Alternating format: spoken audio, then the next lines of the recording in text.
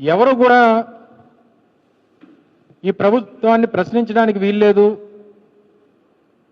వారు చేస్తున్నటువంటి కార్యక్రమాల్ని నిలదీయడానికి వీల్లేదు, ఎవరి మీదైనా సరే ఏదో రకంగా కక్ష సాధింపు చర్యలు చేపడుతున్నటువంటి అనేక సందర్భాలని సంవత్సరాల కాలంగా చూస్తూ ఉన్నాం. అహంకారంతో లేదా చేతకానితనంతో చెప్తున్నటువంటి సమాధానాలను కూడా రాష్ట్రంలో ప్రభుత్వ పెద్దలు చెప్తున్నటువంటి సమాధానాలను కూడా చూసాం.